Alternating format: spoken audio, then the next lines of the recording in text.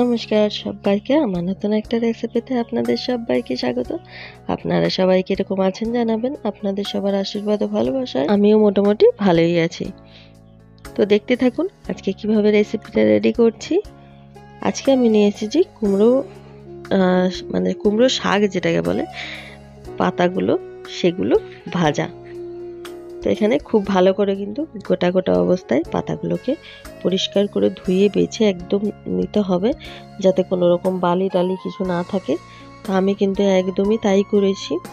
গোটা গোটা অবস্থায় পাতাগুলোকে আগে ভালো করে ধুয়ে পরিষ্কার করে নিয়েছি। নিয়ে কিন্তু তারপরে এখানে নুন দিয়ে আমি শাকটাকে একটু চটকে নিচ্ছি, কারণ কি আমরা সবাই জানি কুমড়ো শাকটা কিন্তু একটু খড়খড়ে টাইপের হয়।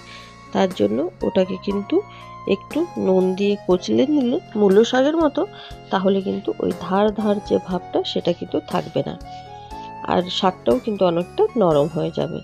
তো এখানে একটা কথা বলার আছে, আমি কিন্তু এখানে একটা জিনিস গুবলেট করে দিয়েছি, ওটা আপনাদেরকে লাস্টে বলবো আমি কি করেছি। তবে তার আগে বলে দিই, আপনারা এই যে লবণটা দিচ্ছেন, লবণটা কিন্তু অবশ্যই বুঝে শুনে দেবেন। যদি বেশি হয়ে যায় তার দায় কিন্তু আমি নেব না, তার দায় কিন্তু আপনাদেরকেই নিতে হবে, আর ওই নুনে পোড়া শাকই খেতে হবে। তো আমি প্রথমে কিছুটা আগে লবণ দিয়ে কচলে নিয়েছি, তারপরে আবার বাকি যেটুকুনি ছিল সেটাতেও কিন্তু অল্প করে একটু লবণ দিয়ে আবারও কচলে নেব খুব ভালো করে, সবগুলোকে একসঙ্গে করে একদম। আর সবাইকে বলবো প্লিজ ভিডিওটা কেউ স্কিপ করবেন না, সবাই ফুল ভিডিওটা ওয়াচ করবেন।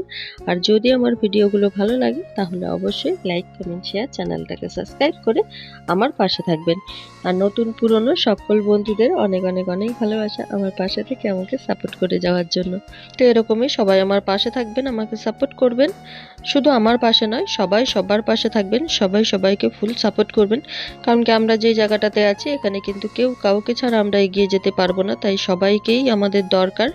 তাই সবাইকে নিয়ে একসাথে আমরা এগিয়ে যাব। আর সবাইকে একটা কথাই বলবো, প্লিজ কেউ ভিডিওটা স্কিপ করে দেখবেন না, সবাই ফুল ভিডিওটা ওয়াচ করবেন। কারণ কি আমরা যে ভিডিও স্কিপ করে দেখি না, তাহলে কিন্তু মানে এই যে আমার যে ভিডিওটা আপনারা এতক্ষণ ধরে কষ্ট করে দেখছেন, জানি সবাই করে না, জানি মানে এটা তো 100% শিওর। কারণ কি অনেক ভালোবাসার মানুষ আছে যারা আমাকে অনেক ভালোবাসে, তারা কিন্তু যত বড়ই ভিডিও হোক, যদি খুব বোরিং ভিডিও হয় তবুও তারা দেখবে, আমি জানি তারা আমাকে এতটাই ভালোবাসে। তো কিছু শ্রেণীর মানুষ আছে যারা শুধু ওই শুধু আমার বলে নয়, ওগুলো সবার সঙ্গেই করে বেড়ায়। তো যাকগে তাদের কথা ধরি না। তো এখানে কড়াই আবার তেল দিয়ে দিয়েছি, কড়াই তেল দিয়ে দিয়ে দিলাম একটু কালো জিরে, আর দিয়ে দেবো দুটো শুকনো লঙ্কাকে টুকরো করে। এটাকে এবারে একটু নাড়া, তেলটা যেহেতু গরম আছে তো দিতেই কিন্তু একটু বেশ লাল লাল হয়ে গেছে। তারপরে আমি এখানে দিয়ে দিলাম যে কুমড়ো শাকটাকে রেডি করে রেখেছিলাম। কুমড়ো শাকটাকে দিয়ে এবারে ওই হাফ চামচ মতো একটু হলুদ গুঁড়ো দিয়ে দেবো। এখানে খুব বেশি হলুদ দেওয়ার দরকার নেই,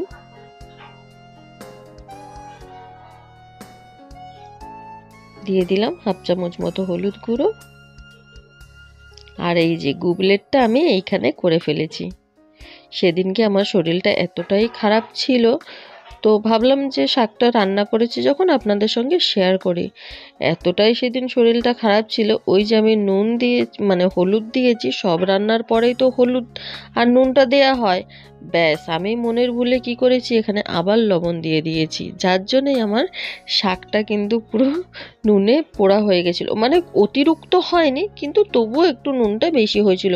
মানে ভাতে মাখার পরেও মুখে নুন লাগছিল, তাহলে বুঝে নিন কতটা নুন হয়েছে। কিন্তু খাওয়া যাচ্ছিল, আমরা লেবু মেখে সবাই খেয়েছি। তো খুব, আমরা যখন লেবু মেখে খেয়েছি খুব একটা খারাপ লাগেনি, ভালোই লেগেছে, তো আমরা খেয়ে নিয়েছিলাম লেবু মেখে, কিন্তু ফেলিনি। এইটাই বলছি, তাই কিন্তু অবশ্যই লবণটা দেওয়ার সময় চিন্তা ভাবনা করে লবণটা দিতে হবে। তো লবণ দেওয়ার পরে কিন্তু আমি এখানে একটু মিষ্টি দিয়ে দিলাম, আর মিষ্টির পরিমাণটাও কিন্তু একটু বেশি দিতে হবে। কারণ কি যেহেতু কুমড়ো শাক, যে কোনো শাকেই একটু মিষ্টির পরিমাণ যদি বেশি না হয় তাহলে কিন্তু ভালো লাগে না, একটা টেস্টে ভাব লাগে। তো এবারে দিয়ে কিন্তু শুধু ঢাকনা দিয়ে এখন ভালো করে শাকটাকে ভেজে নেওয়ার পালা। প্রায় 10 মিনিট ধরে এরকম ঢাকনা দিয়ে দিয়ে কিন্তু গ্যাসের ফ্লেমটাকে লোয়ে রেখে শাকটাকে ভেজে নিতে হবে, তাহলেই কিন্তু খুব সুন্দর শাকটা সেদ্ধ হয়ে যাবে। এই যে দেখুন জলটা কিন্তু অনেকটাই শুকিয়ে এসেছে, তো জলটাকে আমি আরেকটু শুকিয়ে নেব। তবে হ্যাঁ, বেশি শুকোতে যাবেন না, তাহলে কিন্তু আবার ভালো লাগবে না। যেহেতু কুমড়ো শাক একটু খসখসে ভাব থাকে, তাই বেশি শুকিয়ে ফেললে কিন্তু একদমই শুকনো শুকনো হয়ে যাবে আর ভালো লাগবে না। তাই হালকা একটু রসা রসা রেখেই কিন্তু নামিয়ে নিতে হবে, না হলে যখন এটা ঠান্ডা হবে তখন কিন্তু আরো অনেকটা রসটা টেনে নেবে, একদম শুকিয়ে যাবে, তাই ভালো লাগবে না। যখন একটু এই যে এরকম যখন থাকবে তখনই নামিয়ে নেওয়া ভালো। তো আমি আরেকটু ভাজা ভাজা করে নেব। আমি এতটা বুঝতে পারিনি সেদিনকে, কিন্তু নামাবার পরে দেখলাম যে না, অতিরিক্তই জলটা শুকিয়ে গেছে। তবুও খেতে ভালো হয়েছিল, খারাপ হয়নি, কিন্তু দারুণ হয়েছিল।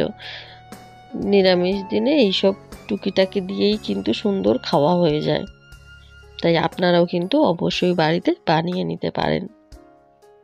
তো এই তো ছোট্ট একটা রেসিপি আজকে আপনাদের সঙ্গে শেয়ার করলাম।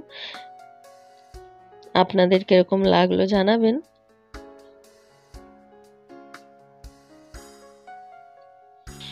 এবারে আমি উপর থেকে একটু পোস্ত ছড়িয়ে একটু নাড়াচাড়া করে কিন্তু আবার নামিয়ে নেব।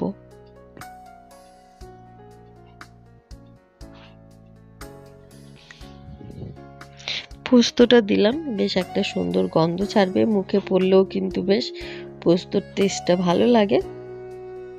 এই যে একদম রেডি হয়ে গেছে, দেখুন তো কি দারুণ লাগছে দেখতে। তো সবাই ভালো থাকবেন, সুস্থ থাকবেন, সাবধানে থাকবেন। দেখা হবে আবার নতুন একটা ভিডিওর সাথে। ততক্ষণের জন্য নতুন পুরনো সকল বন্ধুদের অনেক অনেক অনেক ভালোবাসা।